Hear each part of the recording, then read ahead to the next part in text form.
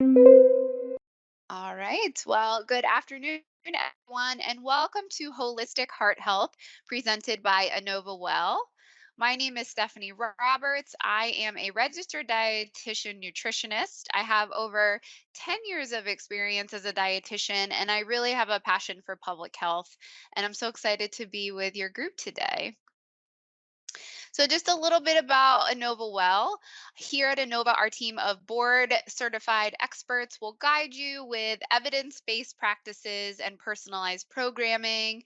We like to tailor each engagement to your unique needs. So, whether it's fostering mindfulness, adopting a nourishing diet, engaging in invigorating activities, our wellness program is designed to support you at every stage. And if you have any feedback or any topics that you're interested in after today, make sure you email your HR department that coordinated this, and we can always cover some of those additional topics. All right. So, as we round out February American Heart Month, we are going to cover the story of our hearts, and we're going to focus on heart disease and how it can affect all of us. Life's Essential 8, understanding the risk factors for cardiovascular disease or heart disease, how we can take action today, and then like I said, I'll leave some time for some Q&A at the end. And I will be checking the chat along the way. So please feel free to put any interaction, responses, questions into the chat. So we use the language of the heart to convey our strongest and deepest emotions. From ancient times, the heart has been considered the seat of the soul, the essence of our human spirit. So today we're really going to dive into the science of our heart and how we can make heart healthy changes and choices. So every day of our life, whether we're sleeping or awake, our heart is pumping the blood in our body through 60,000 miles of blood vessels, and that nourishes every single cell. And our hearts circulate over 10,000 gallons of blood through our body every day. Can anyone take a guess in the chat? Do you know how many times our heart beats daily? Anyone want to guess? How many times does our heart beat daily? Give a second. Throw a number in there. Well, I'll give you the answer. It's 100,000. Oh, Angel, 100,000. That's correct. He got it. Bonus points for Angel. So our hearts beat around 100,000 times daily. That was impressive. In an average lifespan of almost 79 years, your heart beats nearly 2.9 billion times. So to give you some perspective, our human vascular system, the arteries, the veins, the capillaries that transport that blood, end to end would stretch around the world more than 2 times. Angel totally guessed that. I love it. Well, great guess. So all of these roads, if you will lead to and from the heart. So even with all this power living inside of us, it seems that the whole world is suffering from literal broken hearts. So to ensure we're all on the same page, let's define cardiovascular disease. As cardiovascular disease can refer to a number of conditions. So cardiovascular disease is the term for all types of disease that affect the heart or blood vessels. That includes coronary heart disease. So you may have heard that as clogged arteries or atherosclerosis that can cause heart attacks, stroke, and heart failure. So, heart disease is sort of a catch all phrase for conditions that affect the heart structure and function. So, a heart attack occurs when the blood flow to a part of the heart is blocked, and a stroke occurs when a blood vessel that feeds the brain gets blocked, typically from a clot. So, according to the World Heart Federation, cardiovascular disease is the world's #1 killer across the globe, and it takes over 20 million lives a year. That accounts for 33% of all global deaths, surpassing cancer, HIV, respiratory disease. So, the infographic on the left here, it digs into some of the contributors to heart disease and stroke, and this looks at data in the US from 2017 to 2020. So you could see the statistics at the top left of American adults with undiagnosed and diagnosed diabetes, as well as the alarming number of adults with prediabetes. So diabetes is treatable, but it greatly increases the risk of heart disease and stroke.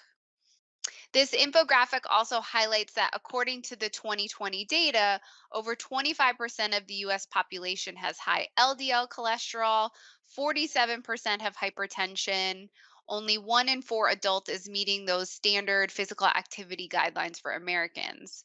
So then we compound that with the statistics on smoking, the correlation between decreased sleep and increased risk of cardiovascular disease. We see a lot of red flag statistics that lead us, on average, someone in the US dies of cardiovascular disease every 34 seconds. And we want to remember these large data points, statistics, they're real human lives. It can be you and me, our parents, grandparents, siblings, partners, colleagues, friends, someone in your life, you or someone else in your life, in your circle, may have experienced some form of cardiovascular disease. So on this slide, you're looking at life's essential eight. So these are the key measures we're going to dive into today for improving and maintaining your cardiovascular health. And this is all defined and created by the American Heart Association. So better cardiovascular health helps lower the risk for heart disease, stroke, and other major health problems. So, we'll cover life's essential eight healthy behaviors and healthy factors today throughout the presentation. So, quitting tobacco, getting that healthy sleep, eating better, moving more, managing blood sugar and weight, controlling your cholesterol, and managing blood pressure. Any questions before I move along? All right, I don't see any in the chat, but feel free. So, knowledge is power, and really understanding the risks for heart disease can support you in making choices to improve your health. So, I want to start with reviewing some of the major risk factors, some of which you will see are very interconnected and are modifiable. The more risk factors you have, the more likely you are to develop heart disease. Some of the risk factors can be changed and treated, and some cannot. So, we're going to start with those modifiable risk factors. So, first, high blood pressure or hypertension. High blood pressure increases your risk of heart disease, heart attack, and stroke, as high blood pressure can damage your arteries, making them less elastic, and that decreases the flow of blood and oxygen to your heart. Blood pressure can vary with activity and age, but a normal reading for a healthy adult who is at rest should be less than 120 over 80. High LDL cholesterol. So, one of the major risk factors for heart disease is high cholesterol. And LDL, we can consider that bad cholesterol. You may have heard that from your primary care doctor. So, cholesterol is a fat like substance carried in your blood, and it's found in all of your body cells. Your liver actually produces all of the cholesterol your body needs to form cell membranes and to make hormones. And then we have that extra cholesterol that enters our body when we eat foods that are high in saturated fats. So, it can be things like processed meats, butter, full fat dairy. So, as I mentioned, there's the LDL cholesterol, which is considered bad, and then does anyone know the good cholesterol? Anyone want to pop it in the chat? The three letters for that one? HDL. Thank you, Jamie. And I like to remember it as happy as HDL. So too much of the bad kind or not enough of the good kind increases our risk, and cholesterol will slowly build up in the inner walls of the arteries. So we want to discuss healthy levels for you with your healthcare provider. The general guidelines look for total cholesterol under 200, LDL under 100, and HDL over 60 for really optimal health. But if you have family history, it's something you really want to discuss with your doctor.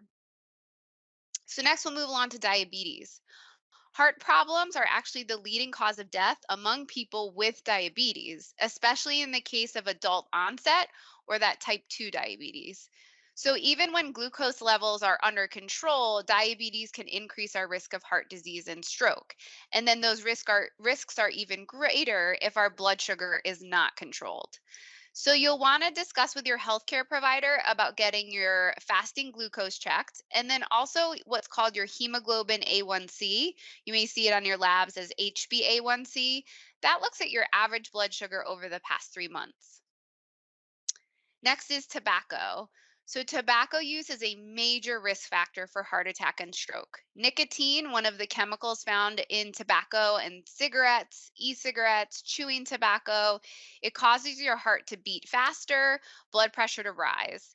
So, exposure to other people's smoke also increases the risk of heart disease, even for non smokers. Next, we have obesity and overweight. So, people who have excess body fat, especially concentrated at the waist, are more likely to develop heart disease and stroke, even if they don't have other risk factors. The good news is a sustained weight loss of just 3 to 5% may lead to significant reductions in some of those risk factors. So, greater sustained weight losses can improve blood pressure, your cholesterol, your blood glucose. But again, just thinking about small incremental changes, that 3 to 5% to start with. Then we have physical inactivity. So, people who are not active have a greater risk of heart attack than people who exercise regularly. Exercise burns calories, it helps maintain a healthy weight, control cholesterol, blood pressure. As you can see, I'm kind of mentioning the same things, they all intertwine.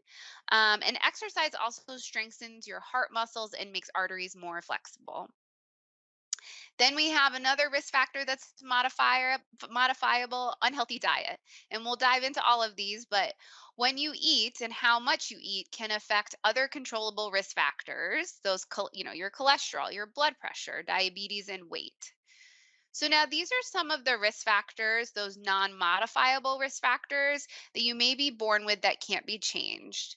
So heredity, heart disease trends can run in families. So for example, if your parents or siblings had a heart or circulatory problem before age 55, then you're at greater risk for heart disease than someone who doesn't have family history. So again, it's really important when you're talking to your healthcare providers to share your family history.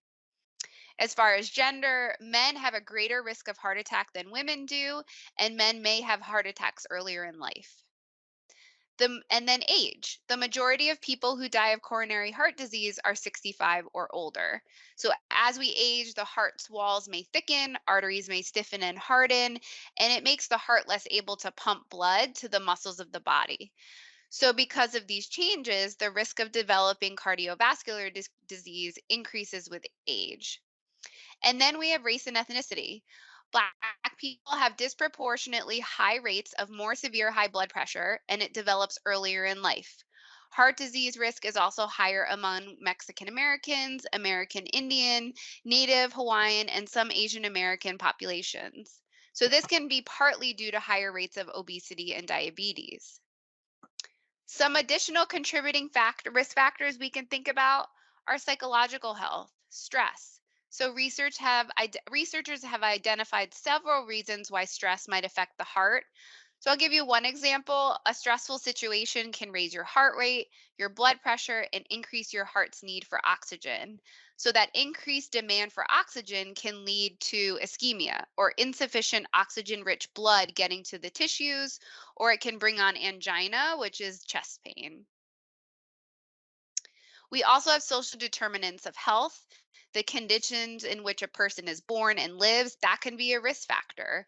It can be lack of access to health care, lack of access to grocery stores where you have healthy foods, living in an unsafe area. All of those factors can contribute to heart disease. And then alcohol. Drinking too much alcohol can raise blood pressure, increase your risk for cardiomyopathy, stroke, cancer, and other diseases. Also contributes to high triglycerides. And if you don't drink, the American Heart Association recommends don't start drinking. The recommendation is one alcoholic beverage for women a day and two for men a day at the limit. And then finally, female hormones. There's more research now emerging that they appear to play a role in heart disease. So women develop heart disease later in life than men because of the protection in the reproductive phase of our lives. So estrogen provides a protective effect against heart disease in women. Once we enter menopause, estrogen decreases, the risk of cardiovascular disease increases. So I know that was a lot of information and it might feel overwhelming to have kind of all of this negative statistics and things. But what we want to remember is prevention is the single best defense against heart disease and other life-threatening threatening illnesses.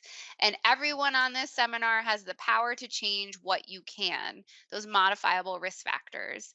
And what's even better, as you probably heard, because everything works together and influences each aspect, a change you make in one area can have a positive impact on one or multiple areas. So we're going to flip the script now. Listed here are the American Heart Association's essential 8 things you can do to decrease your risk of cardiovascular disease. So, we're going to dive into healthy eating tips, information on how to be more active, get better sleep, and smoking cessation. So, these will all interconnect with managing your blood sugar, your blood pressure, cholesterol, and aiming for that healthy weight. So again, you want to be sure you see your healthcare provider at least on an annual basis for your physical, know your numbers, know your family history, and discuss any concerns. So I want to take a pause. I've been talking a lot. I would love to hear in the chat. Is anyone working on anything, if you feel comfortable sharing, in this checklist for a healthy heart?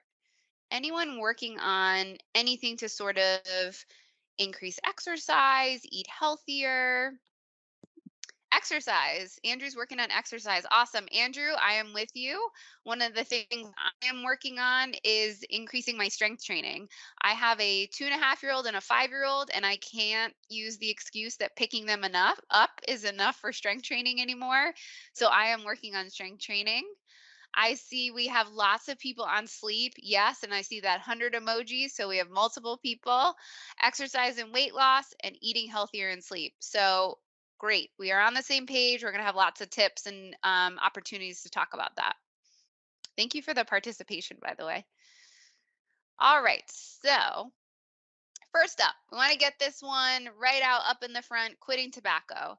The first step to quitting smoking, vaping, and using tobacco is really to understand those risks and health effects for you and also others around you. So, within 1 year after quitting, your risk of heart disease goes down by half. The American Heart Association reports that smoking is the most preventable cause of death in the US, and it's linked to about 1/3 of all deaths from heart disease and 90% of lung cancers.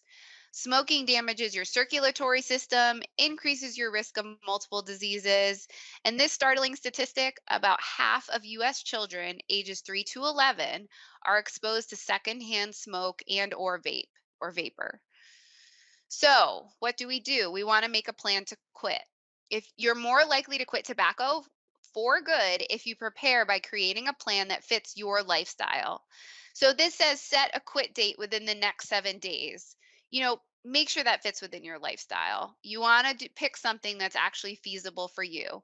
Choose a method. Are you going cold turkey, gradually?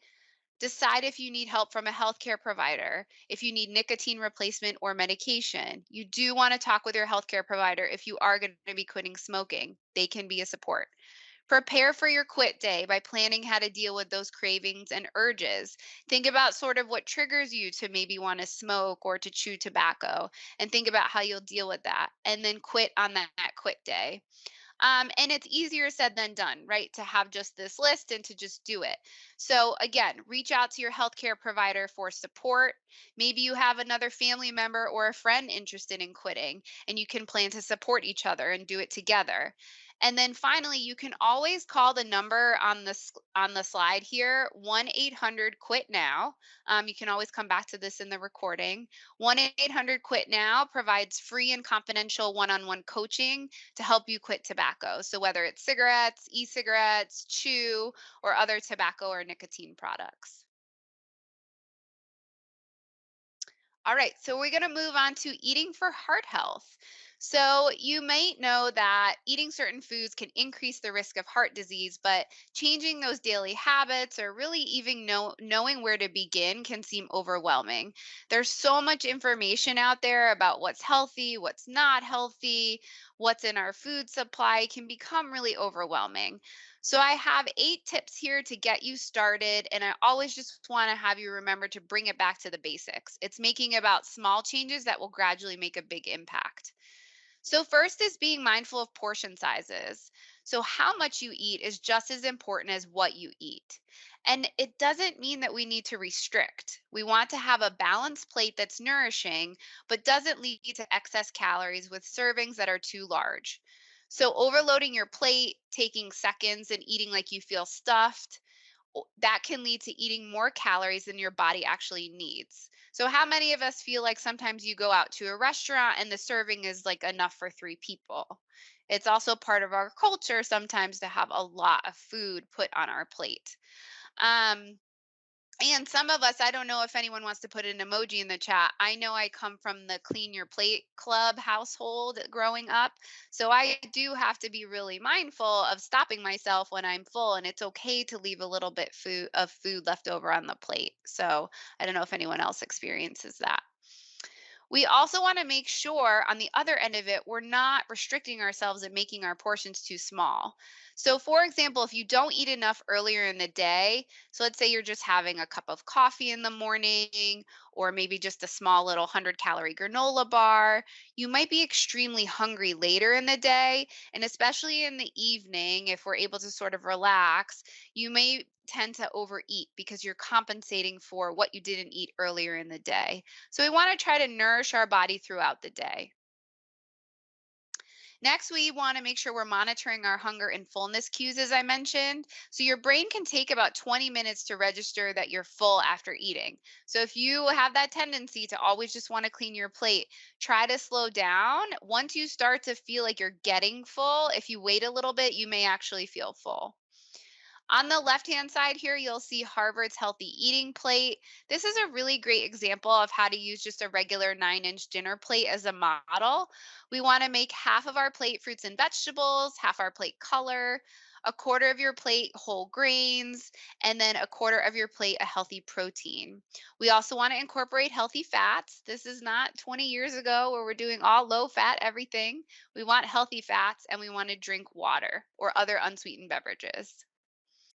So, moving on, we mentioned fruits and vegetables. They're a great source of vitamins and minerals. They're low in calories, rich in fiber, and they contain phytonutrients that can help prevent cardiovascular disease. So there is a study, it's called the Harvard-based Nurses Health Study and Health Professional Follow-up Study. It's one of the largest and longest studies to date. It's over 110,000 men and women, and it showed that the higher the average daily intake of fruits and vegetables, the lower the chances the participants have had developing cardiovascular disease. So, featuring vegetables and fruits in your diet can be easy with a little bit of planning.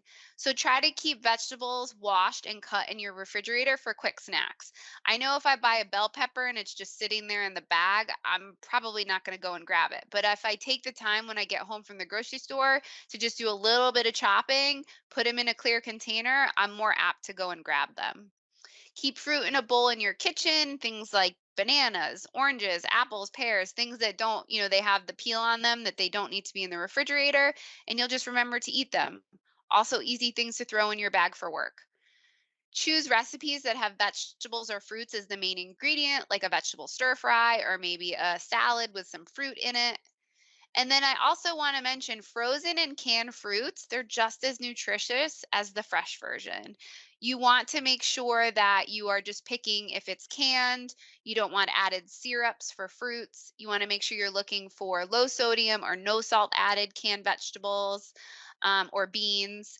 And then for frozen, just make sure they're not adding a lot of sugar or sauces that have a lot of fat. But frozen or canned can be budget friendly. You can stock up on things when they're on sale. We also want to select whole grains. So we have make half of our grains whole grains. Whole grains are a good source of fiber and other nutrients. They can regulate our blood pressure. They lower our cholesterol. They can aid in weight management because they make us feel full. So you can increase the amount of whole grains and in a heart healthy diet, make some simple swaps. So swap out that white bread for 100% whole wheat bread, or maybe be adventuresome, try a new grain, try whole grain farro, quinoa, or barley. Um, I know that I get the question a lot, well, can I eat pasta? I really like pasta. I am Italian, for example. I love white pasta. I don't necessarily love the taste of whole wheat pasta. That's a personal preference. It's like a cultural thing I grew up with. So, what I try to do is I think to myself, if I'm going to have pasta for dinner, I try to make sure I get maybe oatmeal at breakfast and then my sandwich is on 100% whole wheat at lunch. So I can enjoy my white, regular pasta at dinner and not have, that guilt or anything, but also just get enough fiber in the day. So next, we want to enjoy lean, low fat, and plant based proteins. So we can look at plant based proteins like beans, peas, quinoa, nuts. If we're looking at dairy products, Greek yogurt is awesome. Greek yogurt, and then also I think you pronounce it skyr. It's an Icelandic yogurt similar to Greek yogurt. A small serving container typically has about 15 grams of protein. So sometimes I'll have clients ask, well, if I'm making a smoothie, do I have to use a protein powder?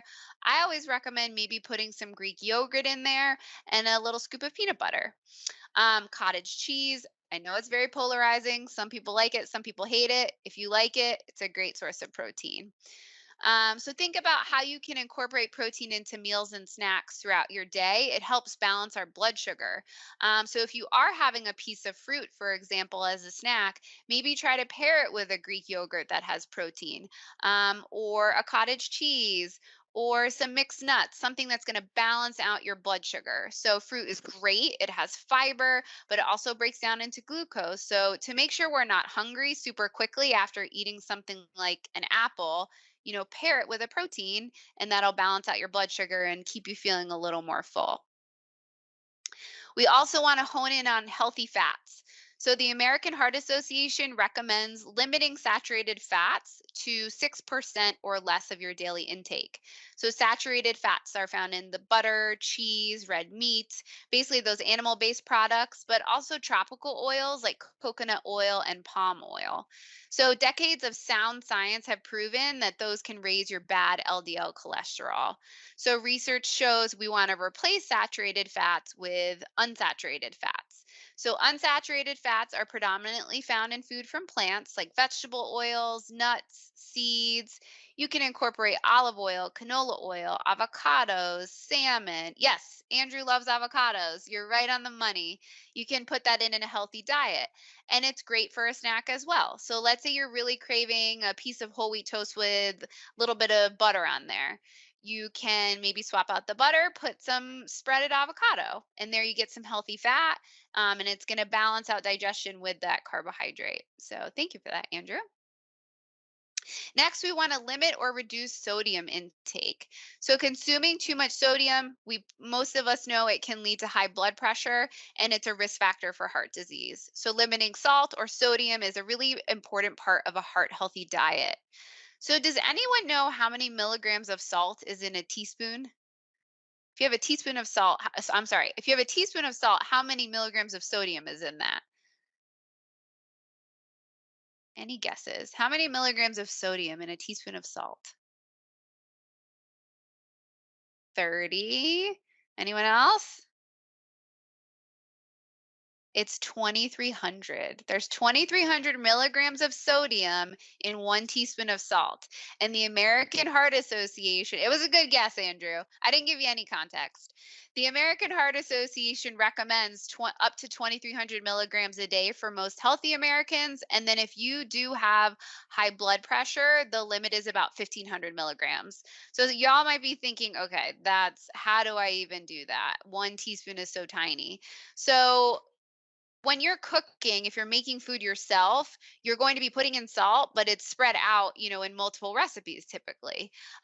Most of the salt that Americans eat comes from processed foods. So if you're thinking like canned soups, baked goods, frozen entrees, going through the drive through, getting hamburger and french fries with salt on them, that's where we're going to have more sodium. So it's not to say you can never have those foods. We just want to make sure that we're decreasing those processed foods that have a lot of sodium and try to have more unprocessed foods that we prepare ourselves and we know how much sodium is in there. And if you're doing, again, canned or packaged foods, looks for low sodium or no salt added. And we can always flavor food. Use salt free seasoning blends, herbs, spices, lemon, lime. My husband is not a fan of beans. And last night we had some black beans and brown rice, and I put a chimichurri on it that I had gotten at the store, and he loved it. So it was just adding that flavoring, that sauce really helped. And you can find some low or no sodium flavorings. Finally, we're going to drink water and reduce or eliminate sugar sweetened beverages and alcohol. That is the goal. So, when it comes to heart healthy drinks, there's none better than waters. We're mostly made up of water, including our major organs and the heart. So, we want to make sure that we are looking to reduce the number of sugar sweetened beverages like sodas, juices, flavored coffees, energy drinks. Has anyone swapped out any sugar sweetened beverages like sodas for something else that you enjoy? Or any way that you get yourself to drink more water? You can go ahead and type in the chat. Ollipops. Yes, Angel. So that is a lower calorie soda that has prebiotic fiber added to it. So a lot of folks love the flavor of those. So that's a fun way. Andrew likes to squeeze lime in. That's great. I love to do lime and some muddled mint. So there's lots of different ways that we can get water into our system or hydration, and it doesn't have to be sugar sweetened. And then drinking too much alcohol, we want to make sure can increase our blood pressure. I think I mentioned one alcoholic beverage at max a day for women and two for men. And if you're having a hard time cutting back, please talk to your healthcare provider about getting support. So, your healthcare provider may discuss heart healthy eating patterns with you. Has anyone heard of the DASH eating plan or the Mediterranean diet? You can put an emoji in the chat or a yes. Anyone heard of DASH or Mediterranean? DASH stands for the dietary approaches to stop hypertension. It's otherwise known as the cardiac diet. So it doesn't really require special foods, but it's really recommendations to meet certain goals within food groups. So it's heavy on the vegetables, fruits, whole grains, includes, oh, Carolyn loves the Mediterranean diet. Great. We'll touch on that in a second. So it includes fat free or low fat dairy products. Fish, chicken, beans, and we limit those foods high in saturated fat like fatty meats and limit our sugar sweetened beverages and sodium intake. And if you want to learn more about the DASH diet, you can check out the link or you can simply Google DASH diet.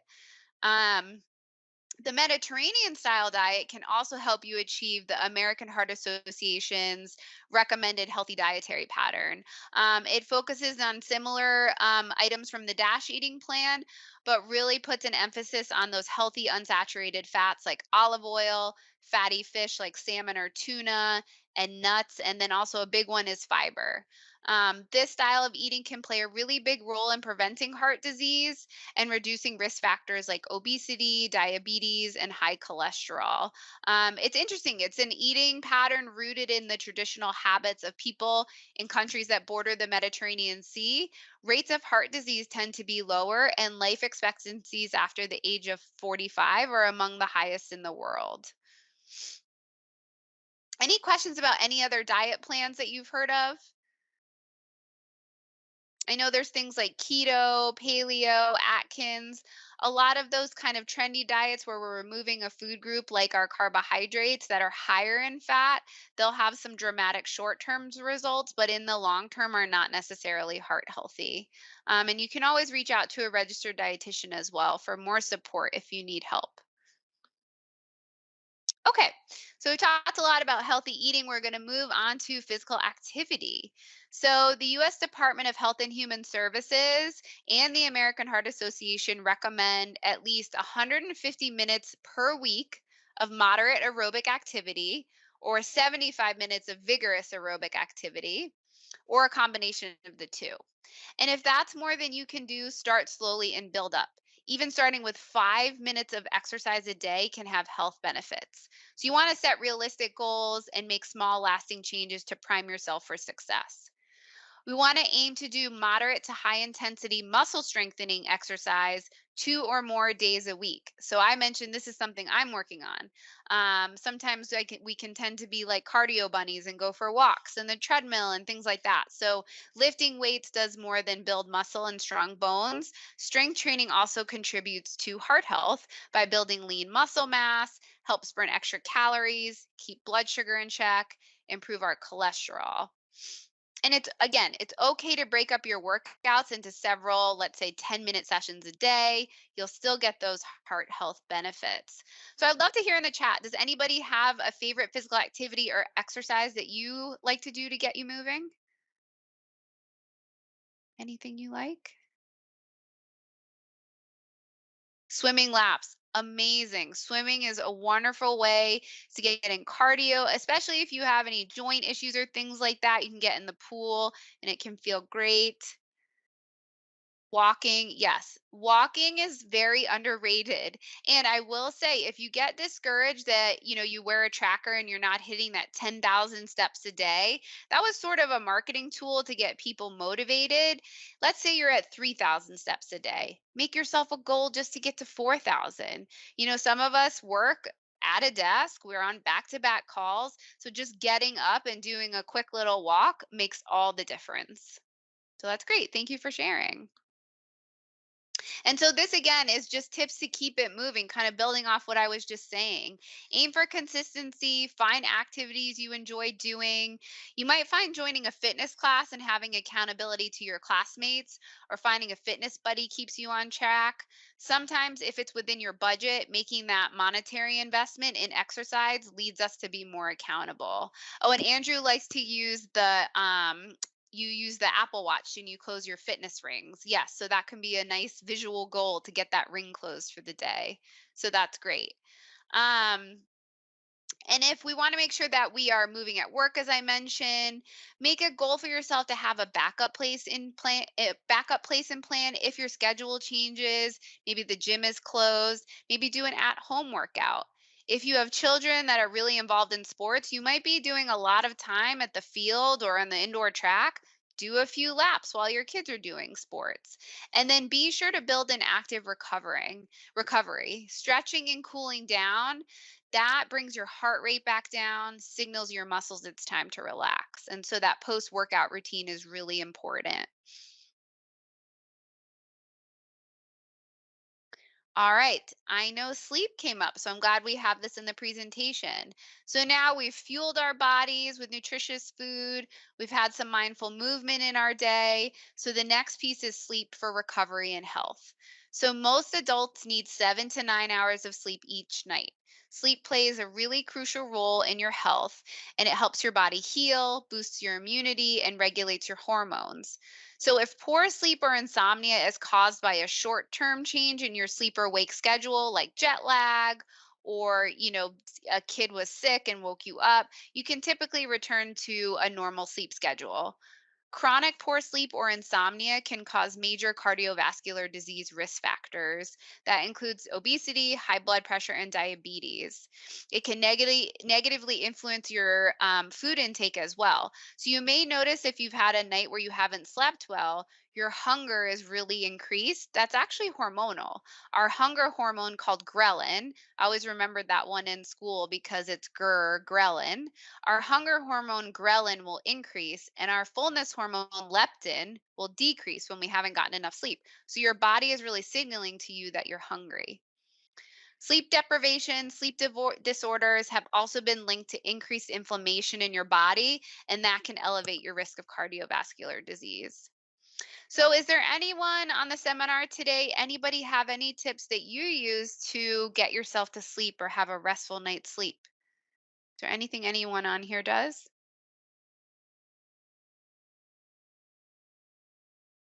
Meditation. Ooh, Latasha, you'll have to share if you use an app or a book or you just meditate on your own. That's great. So meditation can calm our body down. So we'll talk about that actually in the next slide. I've actually white noise. Oh yes, also another great one. That's excellent. keep putting them in the chat if you have any ideas. Some tips here on the screen for good sleep hygiene. So, does your brain kind of run a mile a minute as your head hits the pillow? Any of us? So, we can do a brain dump. Grab a notebook and a pen and just scribble what might be on your mind so you can address it the next day. We live in this world where we have texts, emails, where we feel like we need to constantly be responding and doing. And we want to take a step back, really think about, okay, this can wait until the next day. Research has shown that mindfulness meditation can improve sleep quality in a variety of clinical populations with sleep disturbance. So make time for mindfulness. So put aside your electronics, try to turn the TV off or the iPad and sit quietly and let your mind settle. So there's lots of apps that have meditations, like I know the Calm app is very popular. And a few minutes of meditation or slow breathing can really help reduce any stress you're experiencing. So I want to actually, if you're all comfortable, have us do a quick mindful breathing technique. It's called the 478 technique. So if you're comfortable, get in your chair, kind of sitting straight up in a comfortable position. If you'd like to go ahead and close your eyes if you're able, or if you're not, just gaze kind of away, not staring at the screen. And then you're going to want your back straight.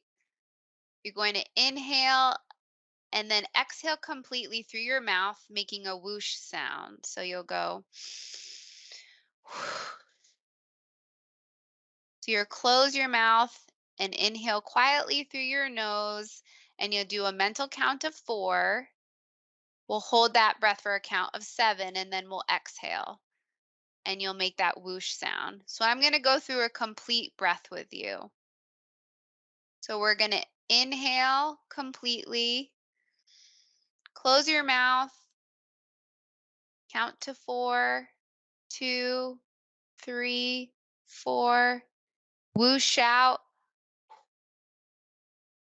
and try to count 2, 3, 4, 5, 6, 7, 8. So one more time. Close your mouth. Inhale quietly to a count of 4. 1, 2, 3, 4. Hold your breath to 7. 2, 3, 4, 5, 6, 7. And then exhale, whoosh it out to a count of 8. 3, 4, 5, 6, 7, 8. So it can be a little hard. We're not in the same room. We're not hearing each other, but hopefully, even it just getting that breath in, holding it, whooshing out. You may not be able to hold it for 7 seconds or whoosh out for 8, something to build up to, but hopefully you've gotten a little bit more relaxed. And there's plenty of different breathing exercises that you can find online for free that are also guided. So, next, we're going to discuss our sleeping environment. So, we want to make sure we have a cool, dark environment for sleeping. So, if you work a night shift, some folks work a night shift. It's really important for them to have that dark environment. I work a regular day shift. I still need those blackout curtains in my room. I found some really affordable blackout curtains at Target that I use in my room and my kids' room. Some folks like to use a sleep mask, but having that dark environment and having it cool can be really helpful. Um, Before sleep time, it can be really helpful to take a warm shower or bath. The research suggests that if you do that about an hour or two before bedtime, it actually will help unwind you to fall asleep faster. So what's the science behind that? It actually helps lower your core temperature over that hour to about 90 minutes, and that's a circadian sleep signal. So again, you take that bath, that warm bath, warm shower, and then your body temperature will slowly cool, signaling your body that it's sleep time. We also have aromatherapy, which involves inhaling the scent of essential oils. I don't know if anyone on here uses essential oils. You can apply them topically, or you can put them in a bath or in one of those machines, like pictured here. Folks like lavender, chamomile, those are common used in aromatherapy to promote sleep. Some other tips. So some find that you need more than just a brain dump, and folks like to journal. So there are some folks that like to journal about their day. It can be relaxing, especially instead of having that blue light and scrolling on our phone. Reading or even listening to an audiobook or a podcast can help us unwind from the day. And someone mentioned a white noise machine that can really help us drift off into sleep. And then finally, try to set a consistent sleep and wake time if it's possible. I know hitting that snooze button when you're really cozy in your bed seems really tempting, but the research actually shows that when we snooze, we're disrupting our REM sleep or our dream sleep, which is a restorative sleep state. So not only is that 5 to 10 minute snooze time not long enough to return to restorative sleep, that disruption can trigger a response that actually increases your blood pressure. So I don't know if anyone's ever hit the snooze and then you like wake up in a jolt. Um, that can happen.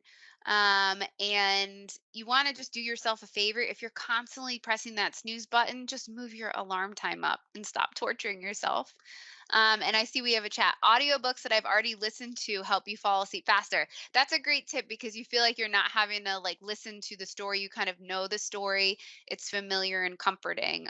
So some of those familiar, comforting books or podcasts. That's a really great tip. Thank you for that. All right. So, as we round out today's content, I want to touch on the heart health, mental health connection. So, stress directly activates our sympathetic nervous system. It initiates that fight or flight response that can elevate blood pressure and blood sugar. And though potentially useful in the short term, so for example, you have a work presentation, stress can actually worsen hypertension and diabetes when it's chronic. So having that sort of short-term stress that motivates us can be positive, but we want to avoid chronic stress. Stress can disrupt our sleep, lead us to make unhealthy food choices, lead us to have gut issues and not want to eat enough. And researchers have identified several reasons why stress can actually affect the heart.